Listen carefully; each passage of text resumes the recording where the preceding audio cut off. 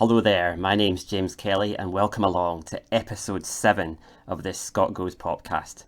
I'm joined today for a quick interview by Chris McEleny, who is the Alba Party's lead candidate in the West Scotland electoral region. Hi Chris, how is the campaign going in your part of the world? It's good. It's such a busy campaign. It's obviously coming for the SNP, but part of this big corporate machine to just for example, you're doing a call with you like this. Yeah. I'm sitting folding leaflets at the same time, so we can kill two birds with one stone. Yeah, okay. But I just think that's something that works well for us because we've got so many activists have joined the party. Just so many people have been empowered to do so many different things, and I feel there's a real passion out there. Whereas this election campaign it's just honestly, some people have said to me it's sucked the life out of them, and I just feel that we've got a positive message, and that is something that's firing up our activists. Particularly look at the fact that you'll think of most parts of Scotland, you won't have any Tory activists at all. You'll have no Lib Dem activists. You'll have no Green activists. Then other parts of the North East, and Highlands, you won't have any Labour activists at all. So the fact that we've got people out, still at this point in the campaign, leafleting away for us, I just feel quite good. And I guess it's up to the people on Thursday, and we'll see how it goes. Yeah, I mean, you do have a very strong message, but there's a problem with getting the message out there, isn't there? And you're being sort of denied broadcast coverage, you're being denied a place in the leaders' debates. And so you've got these tremendous advantages like support from the largest pro-independence website in Wings Over Scotland, but you've also got these tremendous disadvantages in the mainstream media. So what's your sense of how it's playing out on the ground? Do you think voters will come out for Alba? Yeah, I mean, the BBC, let's not pretend it's anything other than a political decision. The fact that, and I've seen that you had highlighted it yourself, the fact that the same corporation can have a debate in Wales that basically invites anyone. I was waiting for what's the Raven Party to be turning up on stage. Same Ofcom rules. So the fact that they show you that in Wales they've got that editorial stance, whereas in Scotland, we weren't in the STV debate. Obviously, that was an earlier debate, but we're regularly on the STV news. Yeah, same Ofcom rules. Whereas on what was it day? Was it Sunday? We held an event at Scottish Parliament. The only party that was actually highlighting the importance of women's rights. As a med with our female candidates, and the BBC tell us that they had no camera available to go to the Scottish Parliament. But then when I watched the news that night, Lily Rennie was giving an interview. Yeah. So either they were disingenuous to me and that they did have a camera, or they were disingenuous to their viewers, pretending that Lily Rennie was there when that was a pre-recorded interview. Yeah. So we've got to get by that, and obviously we've got a ground campaign that just reminds me of 2014, the Yes campaign. People are, as we get towards the election day, more and more people want to come and help us. We're trying to be innovative, we're trying to make as much noise as possible, because the traditional media, they obviously don't want to cover us unless it's in a less favourable light, and I think for good reason, because the only people that are going to lose out of Alba winning seats are the establishment parties. So as I was saying, we've got a great ground campaign where activists are really fired up, and I think that does help us get around the fact that there is this boycott from particularly the BBC, and if you look at the amount of press coverage we've had, I've seen an analysis. Alba's had more coverage than any other party in print media, other than the SNP. It's been 99% is just negative attacks on it. So yeah, but I think people read that for what it is, and it's counterproductive. And I see across Scotland, Alba is rising, it's trending, and I don't think it's just a hashtag. I think it's something that's genuinely happening out in communities. One thing that really struck me yesterday was Alexander was out campaigning. I think it was in Linlithgow. Could have been Bonesso, because I know he was in both places. And a chap comes to the door. He said it was great that he was in the area. And it was just maybe a guy in his 40s. Fair enough. Obviously, we know Alex Hammond. But what he said to Alec when he took a leaflet was, "My son's his first ever vote Thursday he's the one talking about you guys in the house, and he's voting for you. And I thought, if there was a concern I had, it was in this time frame, how do you get the profile big enough to know about you? And I thought it struck me that a 16-year-old, well, I assume he's 16, or he's just turning 16 this week, he knows about Alba. He's, understood our message, and he's voting for us. And I think, even 16-year-olds there, or whether it's the group of guys, there was a group of guys in their 60s or 70s walking by me in Falkirk the other week, shouting and joking about the party. I just think, so many people know who we are, they know what we stand for, and they like it. I just think that, if we keep it going and we stay positive, we could get a good result on Thursday. Well, just to mention about the Abolish the Welsh Assembly party that appeared in the BBC Wales debate, I was checking, and they have only one member of the Welsh Parliament, and they have only one local councillor. And the member of the Welsh Parliament they have was not elected as an Abolish member. And so when you make the comparison, obviously that party has less representation than Alba does. So it's very hard to see how they can make the case that Abolish the Welsh Assembly should be represented and Alba shouldn't. Somebody was saying that the BBC's attitude to Alba is almost like the attitude to Sinn Féin during the period of the Troubles, when, well, first of all, the coverage was limited, but also any coverage they did have, the sole purpose of it was to discredit them. So they weren't being treated like an ordinary political party, they were just being shown to discredit them and to sort of make people not vote for them. That was the sole purpose of ever covering them. Do you sort of get a sense that that's what the BBC have been doing? Yeah, well, I know Alex Salmon's doing a one-to-one interview tonight because of the knowledge. I mean, obviously the Ofcom ruling, I think, frightened them because they were told they had to take account of the poll results. Now, I don't quite think they'll dub his voice, but I certainly don't imagine that, in an election campaign where there's going to be a leaders' debate, all the parties get to answer questions and set their platform. I certainly don't imagine any time Alex wants to do that the BBC will let him. And you look at the party manifestos, there's big wish lists, big numbers, and Alex himself, I remember, told me once that, just as soon as you get a certain state, you're just at a big number. And all the parties are just throwing about big numbers. They don't mean anything to people. So, like, say we want to increase frontline NHS spending by 25%. That sounds good, but what does that mean? We want to spend X amount of billions of pounds on this policy. We want to increase spending here by £800 million. It strikes me that they're so keen to use big numbers instead of actually putting in place concrete proposals. Whereas if you take, for example, our 5-point plan for reducing poverty and child poverty, it's 5 targeted measures which will make a distinct and specific and immediate difference to alleviating poverty, which is obviously quite an important issue to me, considering every year I see where I live at the top of the wrong league tables, and I think that's something that's really been missing in this election. Obviously, there's a debate with the Constitution, but when you take that and put it to one side and you say, well, where's the policy debate? There's a complete vacuum, because you've got all these parties in the Scottish Parliament totally bereft of any ideas, because they think they're raising debt that is basically stop independence happening, so they'll attack the Scottish Government at all costs. Any failure they perceive, and they perceive that as in the SNP, they'll spin as a reason why the people of Scotland can't choose to be an independent country. Whereas I think Alba, with representation in the Parliament, everyone knows we're going to be strong in independence, and we're going to make sure Boris Johnson's feet are held close to the fire. But the Scottish Parliament, I think, as we look forward to an independent country, we need to mature into a modern Parliament that, you've got another independence party in there that is critical on policy when that has to be the case. It works with the government when that makes sense, but it proposes ideas on how to actually improve services.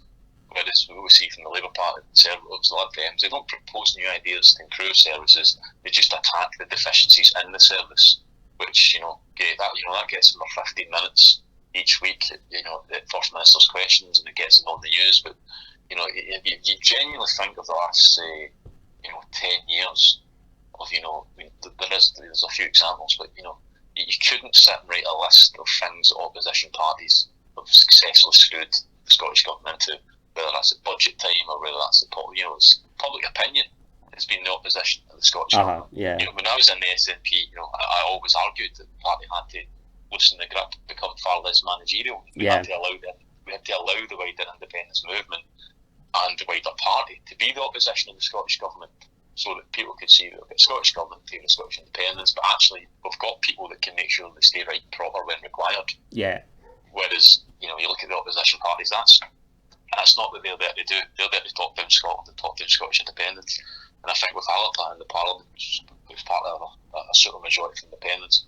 We'll also be part of a group that starts changing the way the Parliament works, putting forward good, costed, credible ideas that will really make a difference to improving the services. And we'll invite people like Kate Forbes, very talented, member of the SNP's cabinet. We'll invite people like that to listen and talk to us about our ideas. And incorporate them in budgets, not because it's part of some political deal that we'll vote a budget down if we don't get it. We'll say, look, these are good ideas, and we don't need to win your support. We're going to win popular support for these ideas. And once we evidence to you, actually there is popular support for reducing poverty, please take that on board. And I think that that's the way the Parliament can work, and as well as pushing the case of independence on the devolved issues at hand, I think we can make a real difference.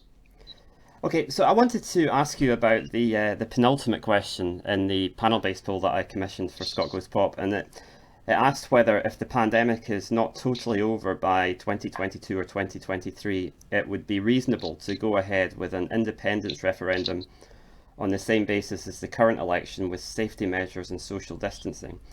And so the overall sample was split down the middle, which is maybe not all that surprising because there are a lot of no voters who don't want a referendum to take place at all.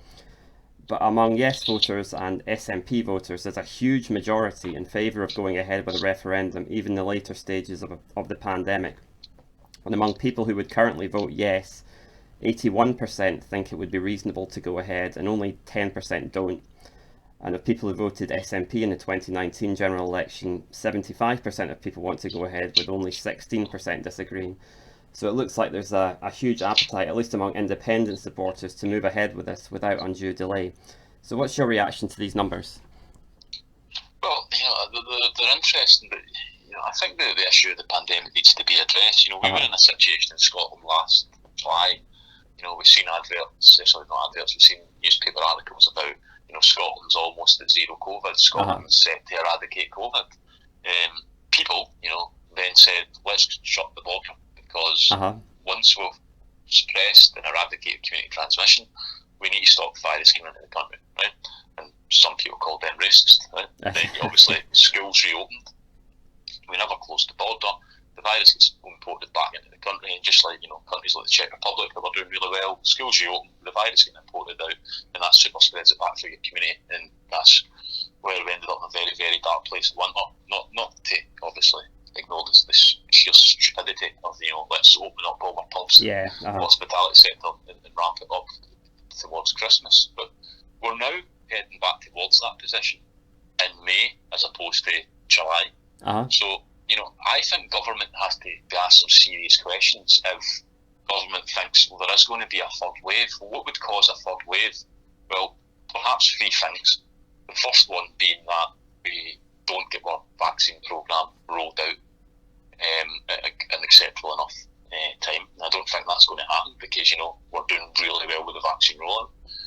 The second thing is we lower our guard, and we basically start opening up society again, whilst the virus starts getting imported back into Scotland again, because we've not successfully quarantined and closed our borders, or got testing arrangements in place. That's an unacceptable failure of government. And the third point is, if we make those failures and we get another strand of the virus, which the vaccine obviously isn't effective against. So for me, that's a failure of government, because people saying all the time that it's so unfair to compare Scotland to New Zealand because of its location. It's an island. Scotland's obviously got a land border with England, but it's a manageable border, and we shouldn't have been running away from the debate on borders. We should have been actually saying, well, here's the benefit of controlling borders during global health pandemics, so you can be like Australia or New Zealand. You take quick and steep action for 5 days, then you get your economy and your communities back up running again. So that's the first point. If we don't manage to keep the virus suppressed this time, it's a failure of government. That shouldn't be an excuse for not planning for a referendum. But the second point is, whether it's 150 million people voting in America, or it's several million people couple of million people now going to vote in Scotland. The mechanisms for which people will vote on Thursday, and they have been voted for the last 2 weeks, are identical to a referendum. In fact, when I say they're identical, they're not actually identical. This election is more difficult. Yeah. This election has, as you know, has a constituency ballot and a regional list ballot. Yeah. It needs regional counting centres. It needs constituency counting centres. It needs extra ballot boxes. So actually, a referendum, which is a binary choice, yes and no, is a simple process. And I just totally reject this notion that you can have an election and it's safe to have an election. You can publish campaign guidance that suits when you want to campaign as a party of government, but somehow we all of a sudden become incapable of a nation of having televised debates on independence, leafleting for independence, canvassing for independence, having online hustings, all the campaign that goes with it. That to me, if you were making that argument for a referendum, you should be making that argument for the Scottish election. Yeah. Uh-huh. The most important point is the soundbite which all parties are using, which is on recovery. So the Tories, Lib Dems, Labour Party, they say let's focus on recovery, not on independence. And the SNP say it's recovery first, independence second. I think the Sunday Mail headline was some front page was something like Scotland first, independence second. We should only have a referendum after the pandemic. But the reality is the recovery starts, so the recovery's already started. Yeah. It's been the UK government and Rishi Sunak that have been making the huge economic decisions. And incidentally, Sunak just copied Norway on their furloughs. The Norwegians started the furlough scheme. And, you look at New Zealand, they're spending more per head per GDP than we are in the UK. So these big financial decisions have already been made. And then as we move on to, how does the UK government want to do its usual, balancing act between paying the Bank of England back the money that was borrowed off it? Is it going to be austerity? And incidentally, I very much doubt that creditor's ever going to come and call in its debt against itself. Yeah. But is it going to be more austerity? Is it going to be tax changes? Is it going to be cuts to services? Is it going to be, is the 2-child cap going to become a 1-child cap?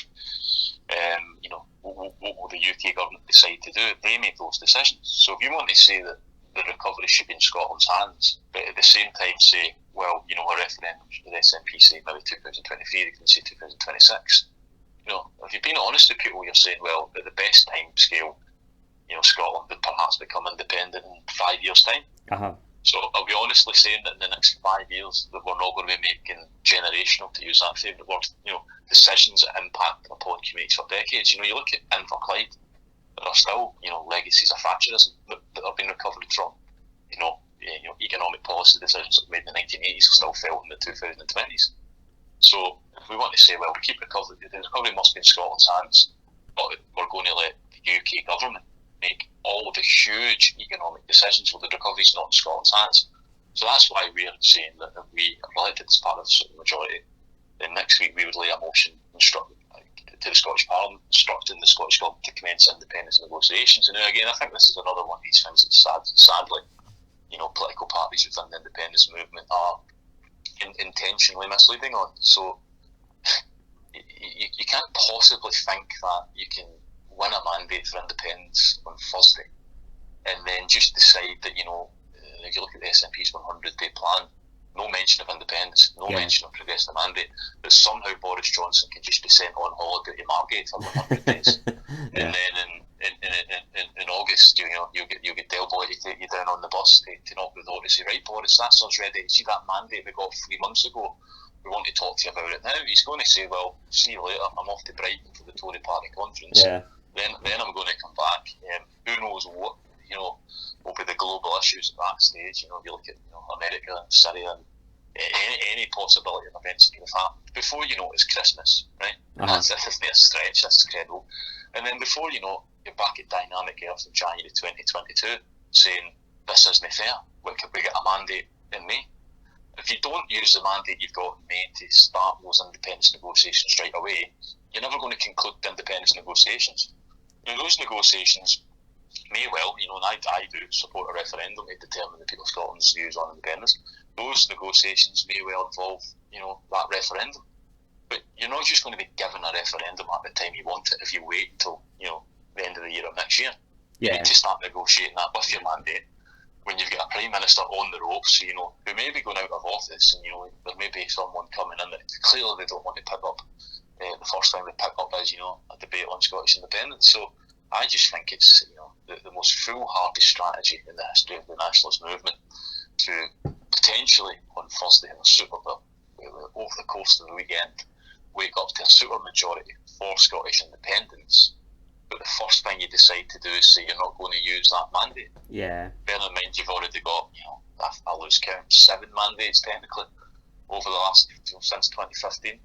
But this is going to be yet another mandate that we say we'll use when the time is right. Now is not the time, which it was quite chilling when I heard SNP people tell me now is not the time. And they use those words.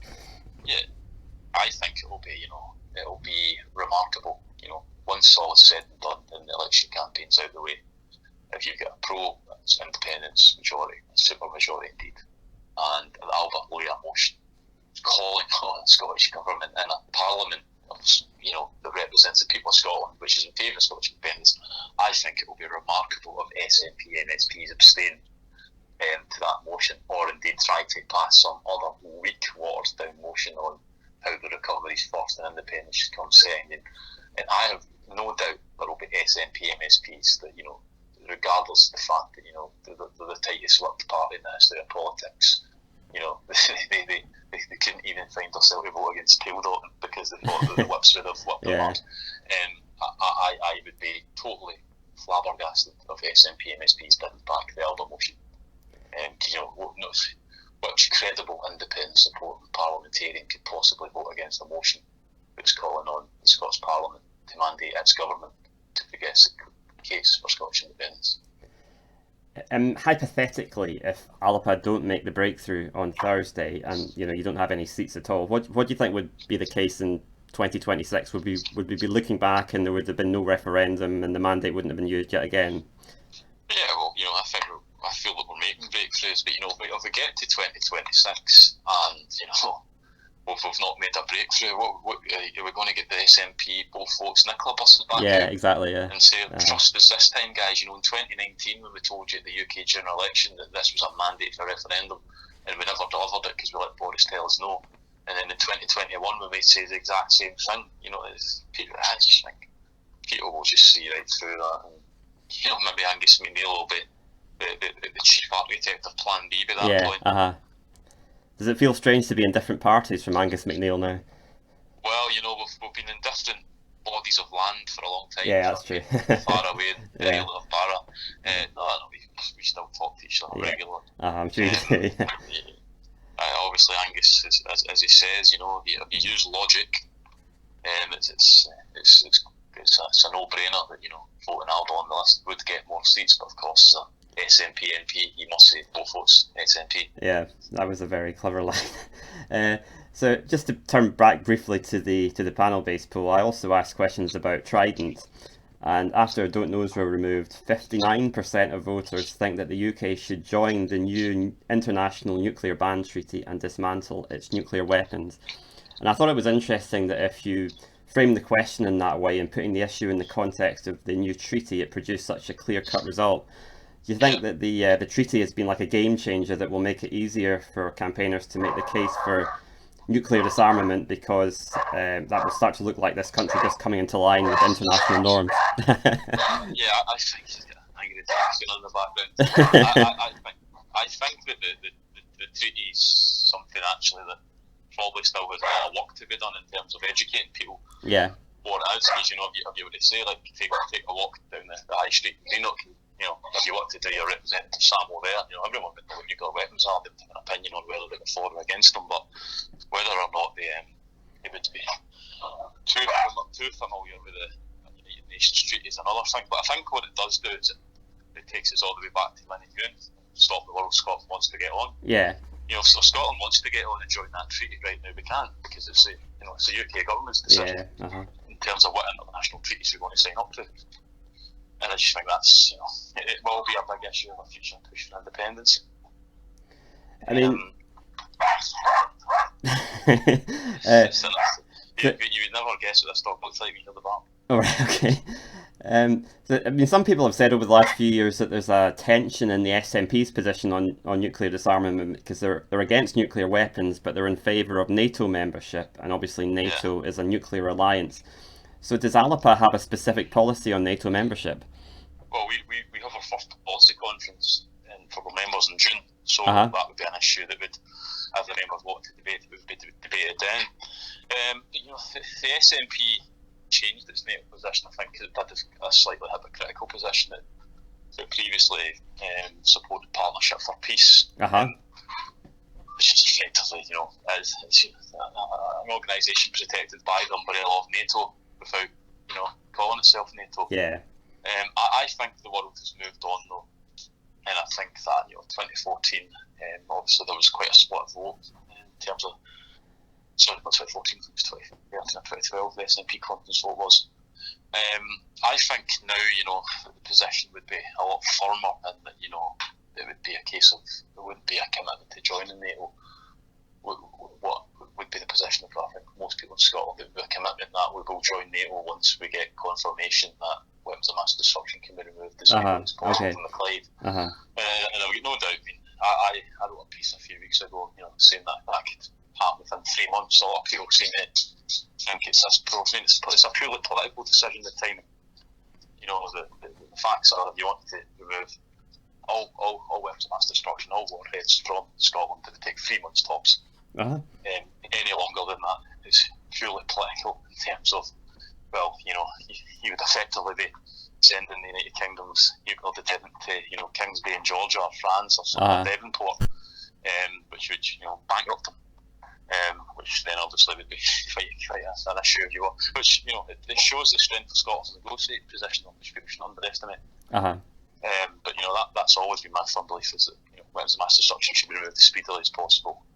And safely, of course. But, that's... The thing about safety is people think, you need to be careful with safety.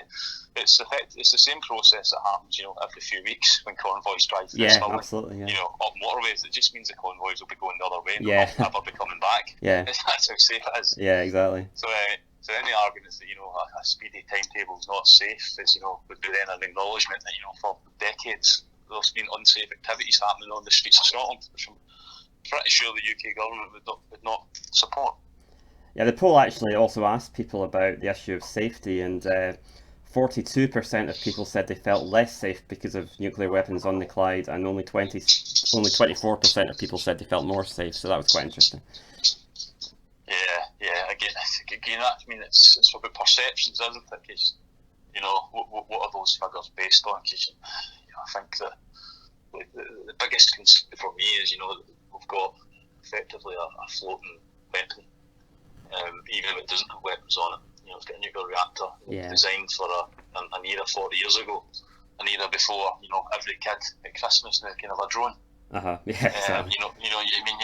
You could land a drone from Greenock on a nuclear submarine, and you don't have any qualms of saying that. It's not as if that's a state secret, but that's the ridiculous nature that we're in.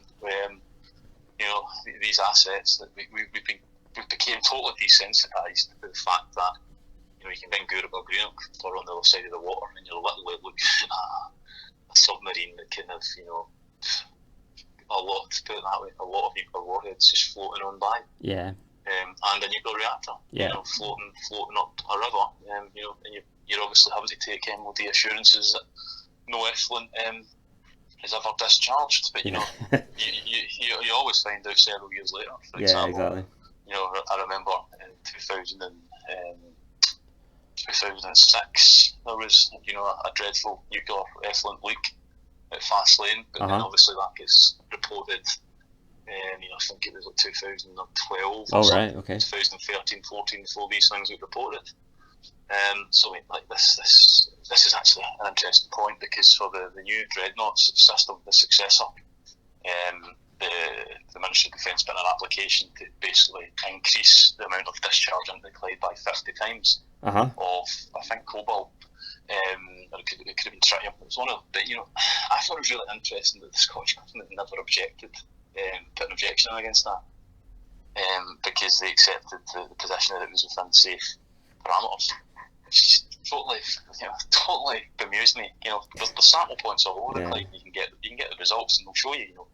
But yeah, we've registered in around here that it's lower than 12 Brazil nuts. That's all fine. But the fact is, that's if everything happens safely. And then if you keep chipping away, we want to increase the limit to 50 times, and then what about the next 50? What about the next 50? Yeah. And I just thought it was tragic that the Scottish government never seen the opportunity plus the moral impediment to say no. We are morally opposed to nuclear weapons on the Clyde, so there's no safe discharge of nuclear waste into the Clyde. Yeah. Just thought it was totally ridiculous. But again, that's obviously then when people see defence papers that don't talk about unilateralism. Things like that's obviously why people start asking questions. Yeah. Are you getting soft on the position because you like getting a set of fatigues and taking on a Chinook helicopter and exactly. training event in Norway and it makes you feel important? So all of a sudden you write a completely ridiculous defence policy 9 months after visiting a CIA sponsored event in America. Yeah. Okay. Well, thanks very much for your time today. I really appreciate it, and I hope the rest of the campaign, only 2 days of it, goes really well for you. Yeah, hopefully, and I think Thursday will be the quietest day for a couple of months. Yeah, it will be. Yeah, it'll be very quiet. Yeah. Okay, thanks very much. Cheers, James. Thanks.